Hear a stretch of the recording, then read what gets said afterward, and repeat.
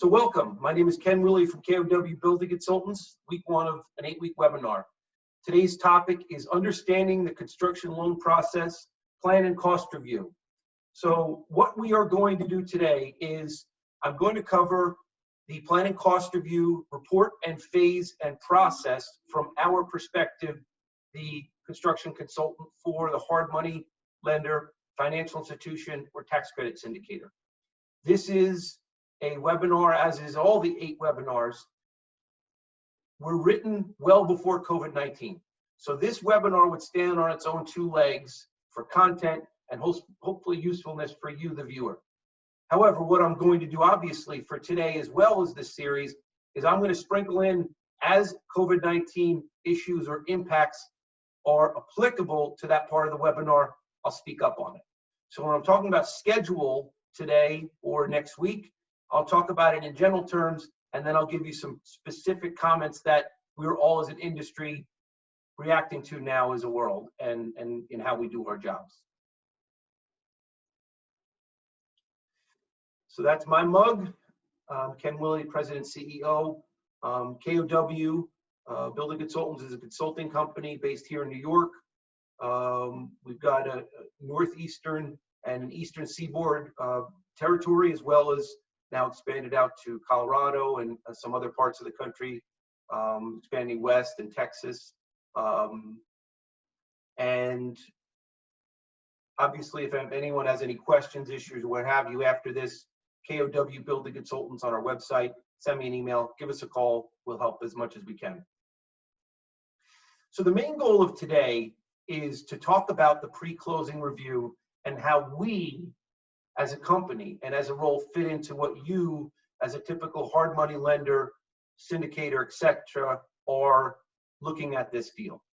I always try to envision what is my audience out there watching this, and when I do live seminars, I at least have a bit of a cheat that I can see who's in front of me. I can't see who's in front of me now. So what I'm going to try to do is I'm going to try to hit on some little tips and things that might help the very experienced banker. Perhaps I'll hit on some robust items and details that help the middle experienced banker. But I also want to help the banker that, one of the ways I envision this webinar is they just start on the job. They don't know which end of the construction, the hammer to hold on a construction job, and they're handed a plan and cost review. And they say, what is this? How do I use this? Who put this together? How did they put it together?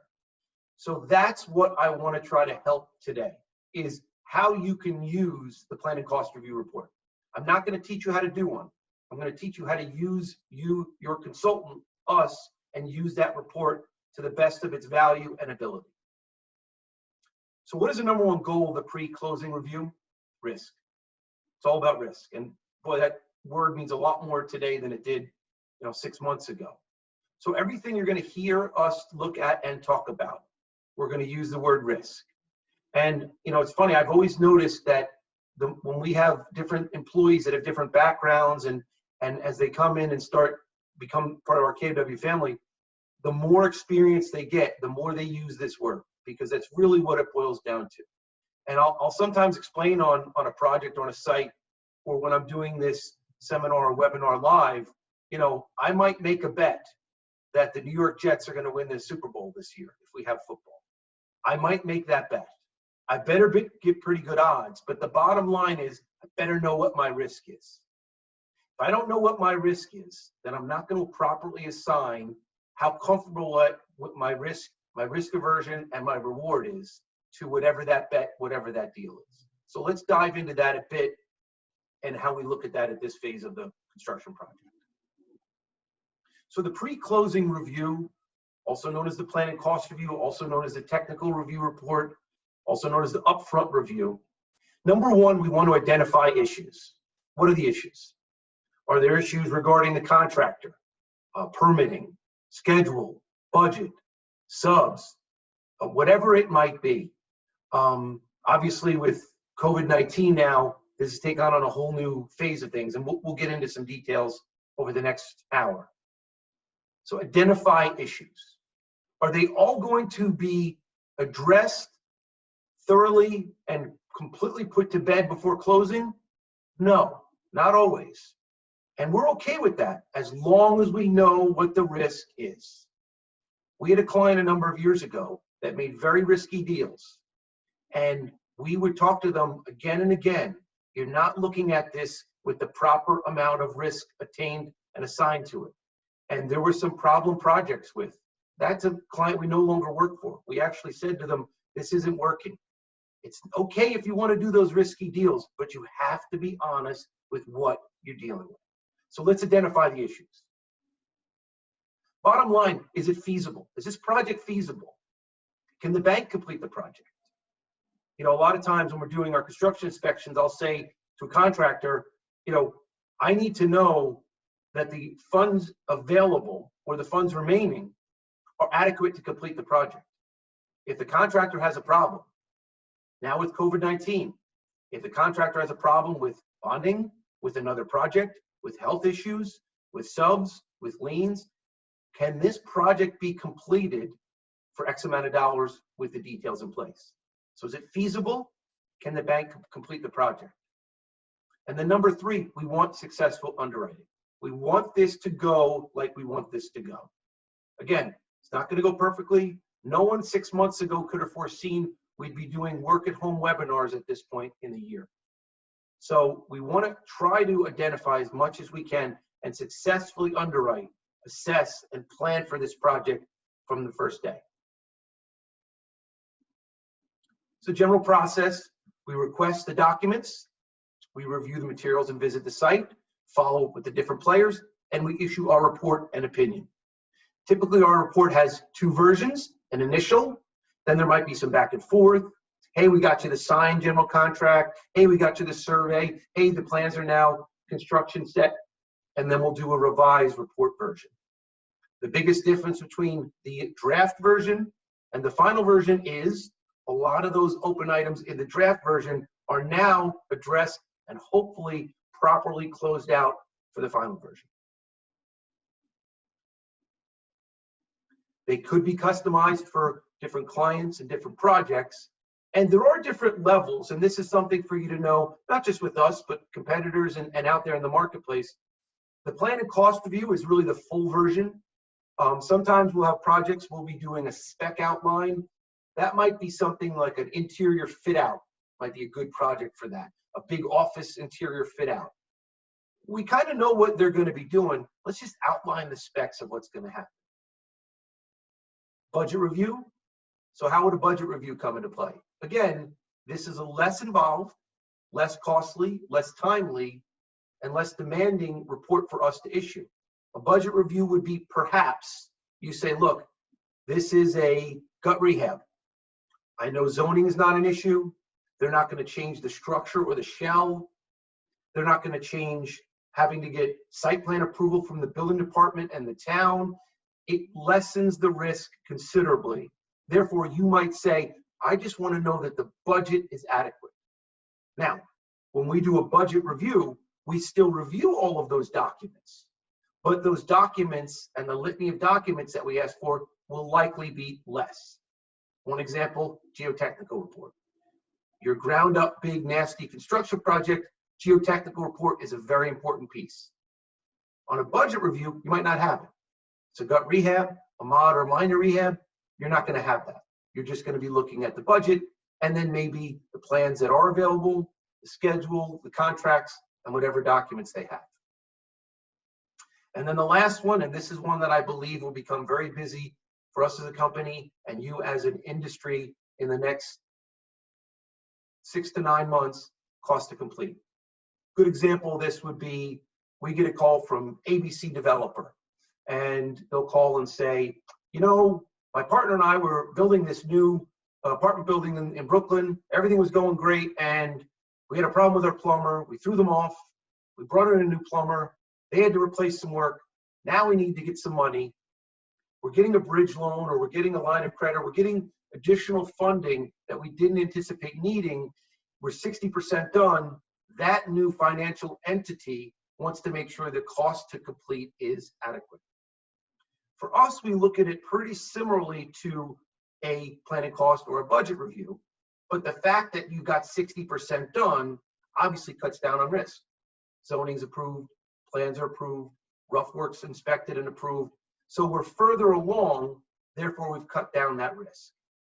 So that cost to complete is something I think you're going to see more of in the next 6 to 9 months. We have our table of contents in the beginning, outlining the different contents of the report. So what materials are reviewed? Okay, planning cost review. And again, if you're a very junior person at the bank, I hope this fills in some blanks. As you know, construction has its own language. And if I could fill in some blanks, I'm happy to do so. Or the middle or more experienced person, maybe there's some pieces that you've never heard it right from a consultant's mouth. We can tell you how we look at it. So first things first, plans, complete set of plans. Now, plans, also of course known as blueprints, which are really not prints anymore. They're really not blue anymore, which is treated to have greater longevity and storage. They're electronic now. A lot of big benefits to electronic. But when we say complete set of plans, what does that mean? Well, I think there's actual confusion with that in the industry. And here's how I think that you should look at it. Number one, when we say complete set of plans, one way to look at it is, do you have all of the trade work? So for example, your first plans are going to be your schematic or architectural plans, perhaps your site plans, your structural plans. You'll add in your plumbing plans, your sprinkler plans, HVAC. You'll add in your electrical plans, low voltage, fire alarm plans. You might add in elevator plans, tenant finish plans. So you have all these different trade pieces, which collectively make a complete set of plans. So generally when we say, is the set complete? We're talking about, does it have all the trade work? Now, this is a key because of two big reasons. Number one, everything is racing the clock. So if we were allowed to just wait until we got a complete set of plans with all trade work, we wouldn't have to do this kind of webinar. But we don't have that luxury. You and I don't live in a vacuum. Therefore, we have to say, okay, we've got a set that's a permit set. What's a permit set? Well, let's talk New York City just for a moment. And I apologize, this is going to vary, but let's use it as a pretty good test case. So in New York City, you don't have to have all of your plans to get a new building permit. You have to have some plans. For example, you have to have a site plan. You have to have certain things included on your notes, like controlled inspections to be included. You have to have your architectural plans. You have to have your structural plans. You have to have your plumbing riser diagram. You might have to have some site safety plans. But the bottom line is, to get a new building permit, you do not have to tell the building department how you're going to heat or cool these apartments. That's irrelevant to the feasibility of the project. Now, we all know that at some point, we're going to have to get on the same page with how we're going to heat and cool the apartments. But from a new building permit set standpoint, it's not applicable. It's not needed. Now, you do need to show a zoning analysis. You do need to show structural plans. You do need to show a plot or site plan, but you don't need to show all the trade work. So be very careful when someone goes, oh, good news. The permit, the plan set is approved for new building permit. It's complete. Those are two very different things. One is the permit set. One is a complete set. I'm having a question come in. If there's going to be a gut rehab, and the borrower isn't changing the number of units at all, is it necessary for the borrower to obtain an architect agreement, or is it up to the municipality? That's a good question. So I'm going to touch on that when I get to architect's agreement, but I will just say, typically, the architect's agreement is not going to be dictated by the municipality. It's going to be dictated by the owner, and it's going to be dictated by perhaps other interests like the bank. We have gut rehabs that we've done where the architect will provide the plans, get them approved, and then they will not be involved in the project again. This is a red flag for us. This is a risk for us. Does it mean it's a no? Not necessarily, but it is something that we identify as a potential or risk or a potential issue. That if the architect says, well, look, this is not a big ground up project, this is just a rehab, that's a potential risk. If it's a gut rehab, you're going to have structural issues. You could have, things that we uncover regarding not only structure, but waterproofing, et cetera, that we need to know who's going to be making that call. Because the less detail you have on those plans and specs, the more you're leaving it up to the interpretation of the contractor, which is what we want to avoid. If we all do our jobs perfectly, all the contractor do is build it. The more we leave up to their interpretation, even though most contractors are good and honest and want to do the right job, the more that we risk, there's that word again, having some sort of disagreement or change order. So when we look at the complete set of plans, to get back to this, what are we looking for? Feasibility, detail, coordination. We want to make sure that the plans are baked in the oven enough that we're ready to go. Now, if I had to assign overall numbers, and this is by no means a scientific study, let's just say the architect is sitting with the owner and they're having a cup of coffee, and the owner says, I'd like to build a 10-story building on that lot. What do you think? And the owner sketches out on the back of the menu, here's what it could look like. Congratulations, your plans are 5% done. You've got kind of an idea concept. They go back, they put together schematics, no dimensions, just kind of sketching out what this can look like with the lobby and the community room. And all right, now you're up to 20% maybe. Now they start to put some dimensions on it. They start to make it a real building on a CAD or whatever program. All right, now you're up to 40%. Now they start to put in structural elements. They start to get out to a structural engineer once they're contracted, and they put in, okay, I know I want a column to go here, Mr. Structural Engineer. How big does it have to be? The structural engineer says, here's how big it has to be. Okay, we now have a structural plan set, architecturals, site plan. Okay, we're now up at 60%. Could you build it yet? No. The best builders in the world could. And a best builder in the world could build it off the back of a napkin, but you're not ready yet. Now that plan set goes in as a permit set to the building department, gets approved. Okay, we're now up to 65%. Now we're starting to add trade details, sprinkler, HVAC, electrical, plumbing. Okay, we now have a full or complete set. All right, we're now up at about 70%. We now put that complete set out for bid. We're now at bid set, 75%. Bid set means ABC Plumbing goes, I got your plans, I'll come up with some pricing over the next couple of weeks. 75%. Full set, bid set, out for bid. Now we get them coordinated. This is from 75 to 90%. And a coordinated set is a very big piece. A coordinated set means you're at construction set. And your construction set means you've coordinated all your trades. Let me give you one example. You could have your HVAC sub looking at your plans saying, hey, Mr. Owner, you want me to run a 18 by 24 duct right along the side of this wall? And the owner, the architect says, yes, that's what the plans say. And they say, there's a problem with that. There's a column in the way. How do you want me to go around that column? Okay, we'll get back to you. Can we move the column? Probably not easily.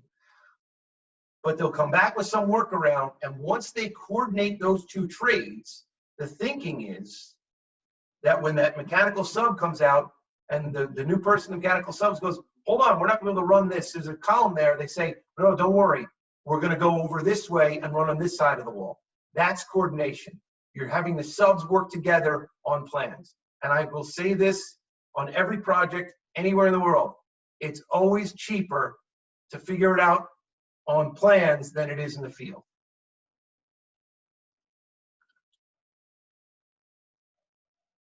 Okay, specifications.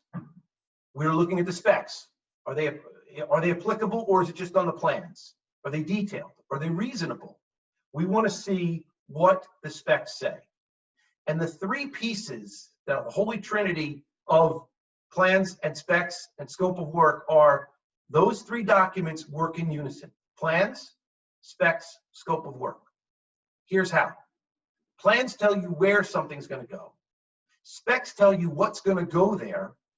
And scope of work tells you how much is going to go there.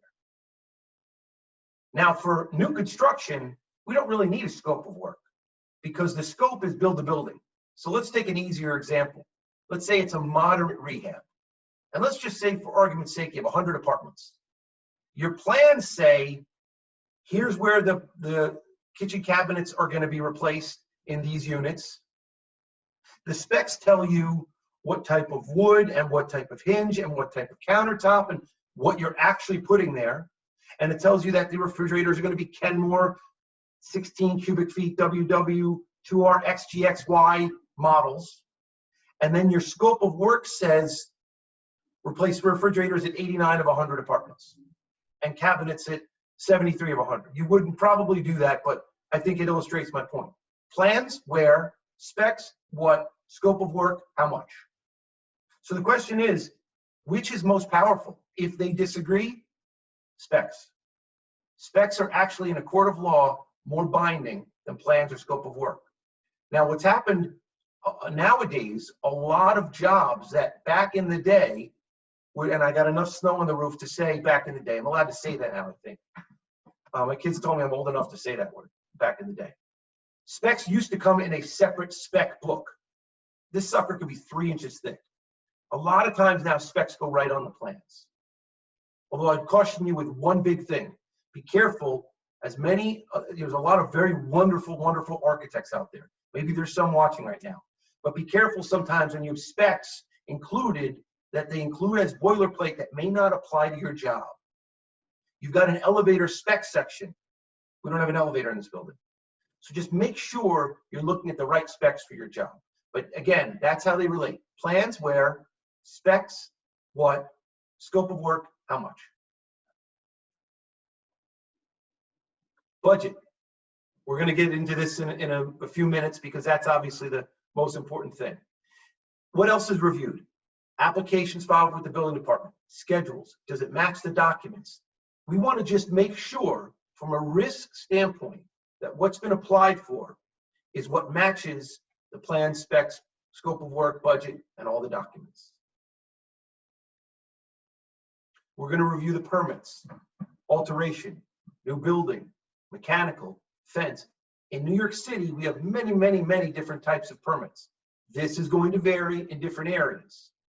But just the question that asked from our standpoint or from your standpoint is, what's the total list? What permits are you going to need on this project? We have a rural project in rural Virginia right now. They're issuing a permit on each apartment. And then when each apartment's done as a rehab, they give you a CO on each apartment. Okay? That's just how they've done it. So we had a roof permit for the roof replacement. We had a boiler permit for the boiler, and everything else is apartment by apartment. Fine. That's how they've compartmentalized it, not by trade, but by location or apartment.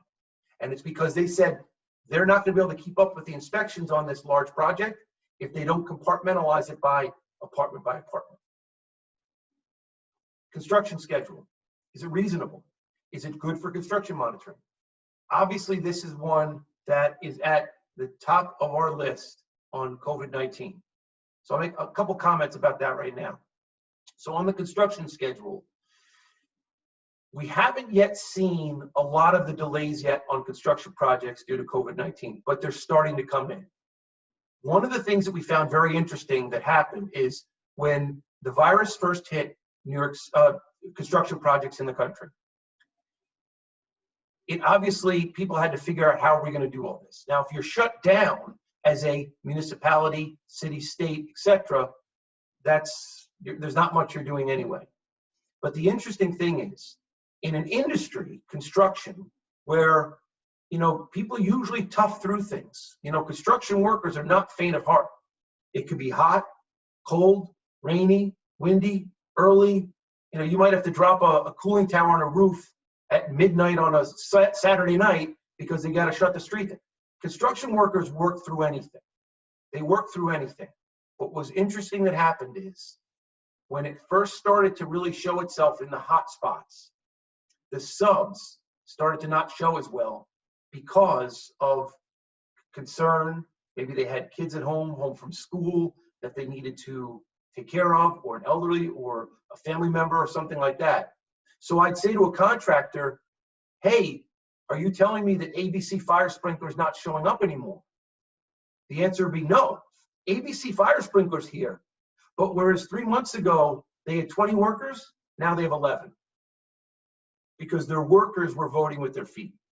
So that's the thing we've seen in the construction schedule, is a 20 to 30% reduction in workforce in those hotspots, but we're starting to see it come back. It's coming back because contractors and the industry and a lot of cities and municipalities are saying, how can we do this safer? Hand wash stations, taking temperatures, interviewing employees, PPE, social distancing. Some of the contractors are saying certain areas, certain floors are portioned for different trades. They're monitoring their traffic, whereas 6 months ago, you'd never have thought that a contracting super would have to monitor their traffic. This is how they're trying to control their schedule with loading the job safely as much as they can control it. Property survey. We look at various types. Usually we want to see an ALTA survey. We're looking for encroachments, easements, right-of-ways, utilities. Anything major, anything problematic, anything that's an issue. You know, you have a lot of projects in New York City, for example, that are infill, and this is a lot of your older urban cities. Infill sites, you've got encroachments from your neighbors. You got a chimney breast that's coming over 8 inches into our site. You got someone's rear addition that was built 70 years ago without permits that's encroaching on our site. So these are things we're going to look for in this survey. Architect's contract. So this is the contract between the owner and the architect, although as an engineer, I take a little offense to that. Architect or engineer. We really should call it the design professional. That's the better term. So we want to know, what is the architect's role during construction? Are they going to be approving requisitions? Are they involved in change order review and approval? How about as-built plans? How about design directives or issues that come up in the field?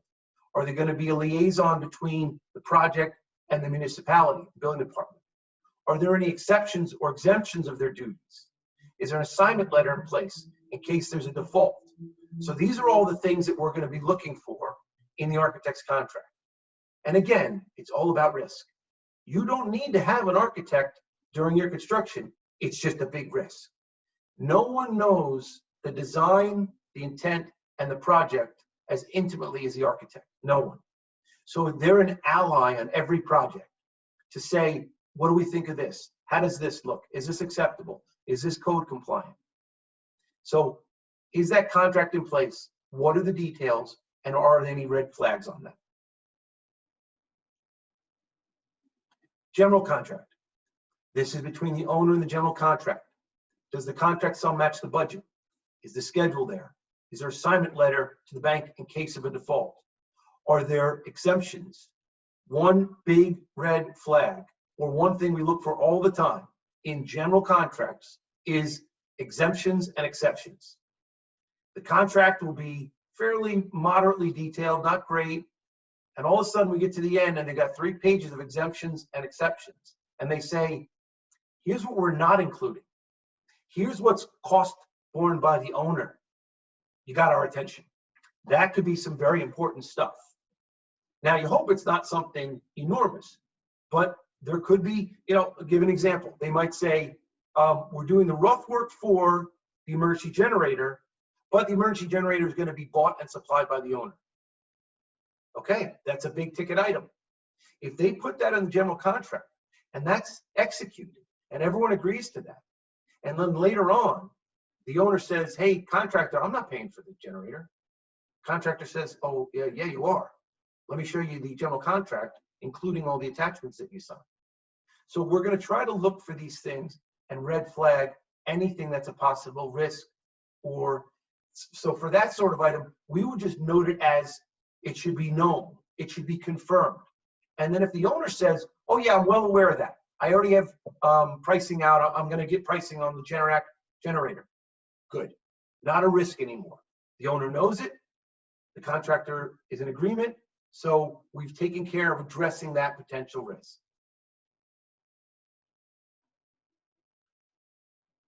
Let's talk about the budget a little. So what do we look for when we look at the budget in a plan and cost review? Well, first of all, when we look at a budget, we look at it from a comp standpoint, comparable standpoint. We have many, many projects that we draw from that are current and recent. And we have a running database that we put all of our costs into. And we use that to analyze how our budgets are looking for this project. In fact, last year we had 2 interns do a project. In fact, I'm going to get this out on online. I had the interns look at our last 87 projects that we completed over the last couple of years. And I said to them, I want you to look at actual budget, estimated or original budget, and why, and actual schedule, and original schedule, and why. And I want you to segregate it by state, by amount of budget, meaning size, by type, by borough. And we crunched the data, and it was really interesting to see what were the averages and when is a project more or less likely to go over budget or under budget or over schedule or under schedule. We put an article out there probably about 6 months ago summarizing all this. So I'll make sure we get that out to the whole invite list, and I'll put that on our website as well. It was interesting to see kind of how surprises manifest themselves on different projects. And when they do, contingency is one of the big things we look for in the budget analysis. So the contingency is emergency fund. It's there for unknown or unforeseen conditions. So a rehab, for example, can actually have a lot greater unforeseen conditions behind the walls and floors. Additionally, a rehab has a smaller budget based on the footprint that it's working off of to compute the contingency. I'll give you an example. Let's say we're building a $10 million, let's say we're building a 10-story building for $100 million, just using nice round numbers. 10 stories, $100 million. Ground up construction. $100 million, 10% budget, 10% contingency, $10 million bucks. Good. Where are your big unforeseen conditions going to be? Earthwork, rock, dewatering, underpinning. Probably 60% of your surprises, below grade. All right, 100 million, 10-story, $10 million contingency. Now let's take the same building, but it's an 80-year-old building. And let's say that same 10-story building, we're going to do a rehab for $50 million. I'm just using round numbers. That same $50 million rehab is going to have a $5 million contingency based on 10%. So it's half the contingency. Now, we don't have to worry about the earthwork issues, but if it's a rehab, that means some things are not being replaced, usually structural, perhaps there's additional asbestos behind walls or floors we didn't see, etc. So just be very cautioned about that. I would always say that if you had to choose between a 5 or 10% contingency, as many banks do, 5% for new, 10% for rehab. Now, what if you don't use the contingency? Well, most projects, once you get out of the ground, once you get your superstructure built, you're probably 60% funded. Then it can be used perhaps for owner upgrades. We look at bond and insurance. There's several types. Most of the time, we're concerned with performance payment bond, which guarantees that the GC will deliver the project as agreed upon. It also pre-qualifies them and has been, and I believe will continue to be, a real issue with COVID-19 for contractors to secure proper insurance and proper bonding. I think this is a big problem coming up over the next 6 months. You know, some projects we've seen with a letter of credit, but again, I believe that this is going to be a real issue moving ahead through the rest of this calendar year at least. One other thing I'd say on bond and insurance, usually if it's included with hard costs, it's fully funded at requisition 1. What if the budget's too low? Well, if the budget's too low, then the project will not be completed. If the borrower defaults, the bank complete the project with remaining funds, No, they can't. And why is this? Is it maybe dishonest reporting? Maybe funds are coming from elsewhere. Maybe they want to keep their interest down, so they're trying to misreport lower values than they really should. Cash flow affects everything. Everything. So if it's too low from the start, you're going to have a problem. You're going to have a problem. It's going to be a problem completing. Liens could also be a problem. And actually, regarding COVID-19, I was talking to someone recently, be careful about liens. If your city or county courthouse or your county courthouse is shut down, you may not be able to do a title run, and you may not be able to know if there are any liens filed. That came up on a project recently. You know, I'll give you another example. We did a project a number of years ago, and it had a nonprofit. I won't get into all the examples, but it was a nonprofit developer. And I was looking at some of their costs, and I was looking at like landscaping, and I was looking at painting, and I couldn't get my head around it. And I called the developer, who was a owner builder, and I said, I just can't get my head around your numbers. They're way too low. And they said, well, you know when you see people get in trouble and they have to do community service? I said, yeah. I said, well, we're an approved community service. So 3 days a week, we can have a lot of people come and we go through an orientation and they work. And I said, so it's free labor, essentially. He said, yeah. And I said, okay. He said, is that a problem? I said, I guess not, but I just need to note that so the bank understands, if you want to call it risk or just a situation, that we're all on the same page. So that was a too low budget that had an explanation. You could also have a too low budget, and I'll say, this was another project. I said, your paving number, I don't understand it. Well, my brother owns a paving and striping company. I get it for cost. Is that a problem? No, I just have to note it. Because if I had to take the project over, or the bank had to take the project over, your brother's not going to do it for cost. So it's wonderful you get good pricing, but just let's make sure we know what we're actually talking about versus the market rate or the market cost. So what if the budget's too high? Well, now the bank will be overinvested. As a default, we have an asset valued less than funded. Why would it be too high? Maybe they're using funds for another project. Maybe they're just not as experienced. Maybe they've padded themselves a little more profit and overhead. And that's another thing. Most projects, we want to see trade work and then profit overhead. When they build the profit or overhead into the trade work, that could get a little slippery to keep an eye on. It's not really how it should be done. If your elevator number says $1 million, it should be that your elevator sub is charging about $1 million, not padding into that million the general contractor's profit, overhead, general conditions, etc. Those should be separate. What if it's front loaded? Overall numbers look good. I like the cost per square foot. I like the cost per unit. But the beginning stages have a lot more money, which means the later stages do not. So when you're half done, you paid more for that project that's partially completed than it's worth, which means you don't have ample funds to finish the project. So it's very common, a way that they get more money and use it elsewhere.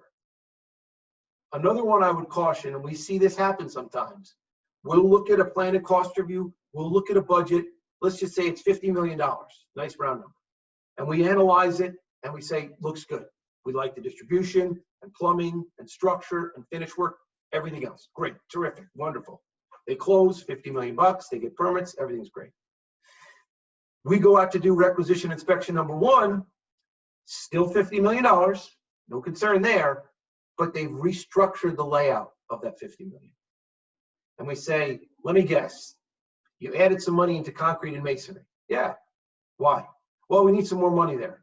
Let me take a second guess. You miraculously have enough in finishes, tile, and painting. Yeah, probably not. That's probably now front loaded.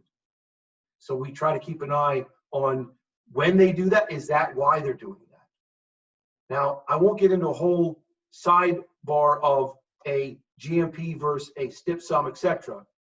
I will just say that if your project is a STIP sum, stipulated sum, there is a value that the contractor is building the project for. Period, end of story. If it's $50 million and it's a stip sum, when they deliver you that building, you owe them $50 million over that term of the construction. If they buy it out for less, you still owe them $50 million. If they buy it out for more, you still owe them $50 million. So the good news is you know the ceiling. So now let's talk about a change order in that case. If you have a $50 million stip sum general contractor, and they come in and go, hey, listen, you know, times are tough. I had to pay $53 million. I'd like a $3 million change order. Technically, the answer is no. $50 million is your cost. However, if that same $50 million stip sum general contractor puts a shovel in the ground and starts doing excavation and says, I hit 3 tanks. You didn't tell me there were 3 tanks.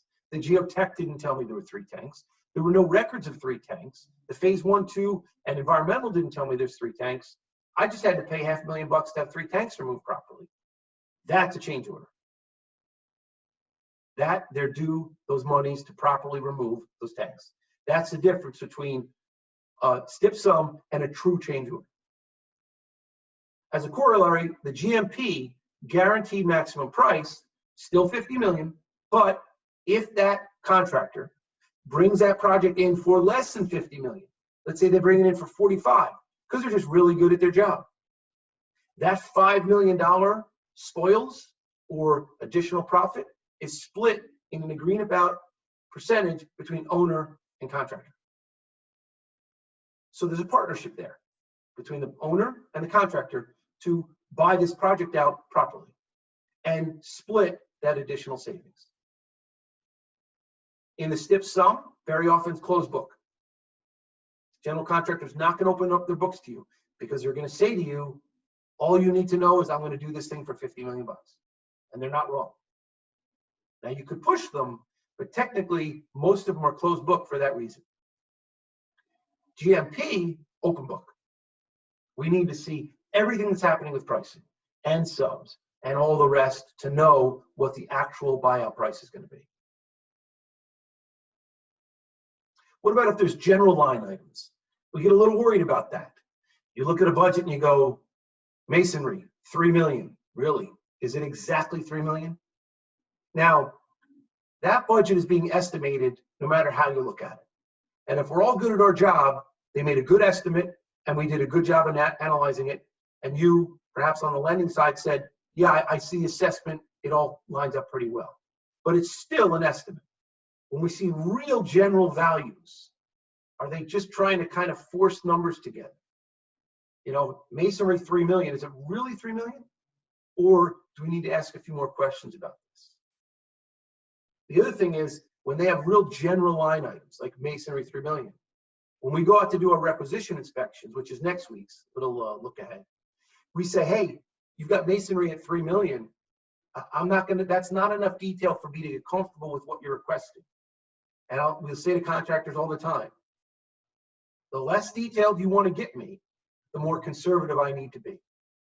So if you want to give me, we have a contractor that's given us a budget before, concrete, $18 million. I said, that's great, but I guarantee I'm not going to approve what you'd like because I can't look at 18 million and just come up with a number. However, if you take a separate piece of paper and give me an Excel printout and show all your floor areas and all your square footages and all your percent complete of those and have a total to your total, then it's going to spit out what we agree upon that's done. Second floor is done. Third floor is done. Fourth floor is 60% done. Whatever we agree to, very simply, I guarantee it'll pay you the right amount to pay your concrete sub so they come back tomorrow. Missing items. Sometimes with missing items, I can't tell you, I mean, at least a handful of times I've done plan and cost reviews and they forgot elevator. It's this craziest thing to me. I'm guessing it's because they used a template that didn't have an elevator and just forgot to include it. Missing items. There's certain work we want to make sure from a budget standpoint, everything's been accounted for. Under or overvalued items. Do they account for proper work by trade? Again, we look at comps. We know what people are paying for concrete and masonry and face brick and windows and doors because we've got 10 of your peer projects in the same approximate region, in the same approximate area and size and scale, we know what the cost is right now. So let's talk about COVID-19. We have not seen spikes yet in costing. I believe they're coming, and I believe you're going to see them come in a few different ways. When it comes to things like mechanical work, your mechanical work is very often driven by your commodities: copper, steel, mechanical, aluminum. All your metals and your mechanicals are going to drive a lot of that material cost. So your labor cost is going to be driven by, amongst other things, market conditions. I would have to think that we're going to have a lot of people ready and willing to work when they can safely go back to work. That should keep supply up and cost down for our demand. But I do think that you're going to see some cost increases on materials where it will be more attractive, locally provided or regionally or nationally provided, as opposed to internationally. So we're starting to see swaps from that now, where projects are moving to get materials from the United States or Canada in lieu of Europe or China, and there's an upcharge to that. If they're more expensive, there's an upcharge to that. So we'll keep an eye on that. I don't know what's going to happen. I can only imagine that the 30 million people that have filed for unemployment, a good bit of them are going to be softening the construction difference between supply and demand. Whereas 6 months ago, I could have given the same exact seminar and said, we have a huge supply and not enough demand of labor. Everyone's busy. 6 months ago, I would have said, your best subs are busy, your B subs are busy, and your C subs are busy. We'll see what happens over the next 6 to 12 months on subs and pricing. Some other issues we're going to look for, and we want to see, are they noted in general contract and the documents? Store materials. It's two types, on-site and off-site. For store materials on-site, we have a fear of theft, damage. Are the materials moving to another site? We had a project years ago. We marked, the owner marked the steel and found that they were moving it from one site to another to get paid twice. That's a no-no. Off-site store material. In many ways, it's superior to on-site. We can get a material listing, an insurance certificate, a bill of lading, and a bill of sale. If it's in a warehouse, it's insured, it's locked, it's dry, it's lit, the humidity is controlled, the temperature is controlled. So there's a lot of good things there. The one issue that could be is if the warehouse had a tax lien, we might have trouble getting the material out of the warehouse. But off-site material, I would say that off-site, or what we call non-work in place. So we would look at it as work in place would be, it's bolted down, it's poured, it's installed, it's there. If I can touch it and feel it and see it on-site, installed, it's work in place. Non-work in place would be off-site store material, deposit, mobilization, engineering, calculations, permitting, etc. The better the market, the more non-work in place requests there are as a function of the total request, which means the tougher the market, the less there are. So right after the Great Recession, there were only a handful of subs on each site that would ask for non-work in place. Now everyone asks for it. What will that look like with COVID-19? We'll have to see, but I would imagine that subs are going to ask for as much as they possibly can, because I believe that subs are going to be very cash poor moving over the next 6 to 12 months. Therefore, if you can get paid a little more, pay your supplier, guarantee pricing and delivery, you're going to see a lot of requests to keep that funds moving, because the subs will just not be able to float it. I don't think. That's just my opinion. Deposits, the biggest one has usually been elevator, typically 25 to 50%, custom windows, etc. But again, with good market, most subs are going to request deposits. The one they like to say 6 months ago, this is pre-COVID, is they want to lock in pricing. I need a deposit, I need to lock in pricing. They're not wrong. We want you to lock in pricing, but let's make sure we talk about who and where it is and when it's coming and paperwork, and try to take it as risk as much as we can and bring it down. Reduce the risk as much as possible.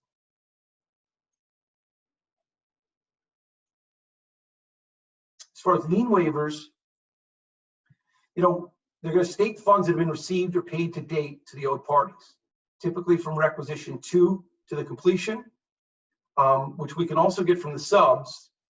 And we want to see that at least the master requisition number 2 has the partial waiver of lien from the general contractor. We've had projects that have asked for releases before if it's worrisome. But for the most part, as a common issue, a partial waiver of lien from Rec 2 to the completion shows that they've been paid what they were due, and they've therefore then subsequently paid downstream suppliers, subs, etc.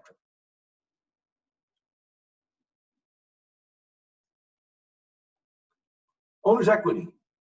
And one item that we'll look for and try to talk about and see at the plan review and in requisition 1 are owner's funds being allocated prior to the bank funding. Or owner's funds going to go in unison with the bank funding. Usually the owner has a set percentage that they're going to put in. We prefer to see it before the bank funding, but we'll want to know how that scenario is set up so we know how to properly monitor the requisition. So I think at the end of the day, for us, it's about risk, it's about feasibility, and we look at every project from the beginning to the end to say, worst case scenario, contractor hits lotto and moves to the Cayman Islands. Can we find someone to come in and finish the project? When we have a hole in the ground, there's a lot of risk, a lot of heartburn on that one. When we're doing punch list and painting, that's a lot simpler. That's a lot easier for us to answer that question. But the bottom line is we try to identify as much as possible so that the documentation, detail, and data are in place so that the player, as in the contractor or architect or owner or anyone, could be replaced and the detail is still there to complete the project. Now, we're not saying that there are not transition costs. Replacing a general contractor is a very, very serious move. And no matter what, there's going to be a transition delay and it's a transition cost to bring in a new contractor. Not to mention, if you're removing a general contractor, it's not usually a very clean divorce. Things have been bad for a while. Subs are owed some money, there's some work that's been lacking, morale dipped. So it's a very extreme case. So if we've done our job, we've hopefully put in place as much detail as possible, identified the risk, and then we all as a group, particularly from the financial standpoint, can make a decision of how to proceed. So that's it. Thank you for watching. If anyone has any more questions, I'll keep this open for a minute or two. Again, next Wednesday, same bat time, same bat station. All right, that's old school too. Same Zoom location, same time. We'll do within an hour, each one of them. Please, I hope if this is enjoyable or not, let me know.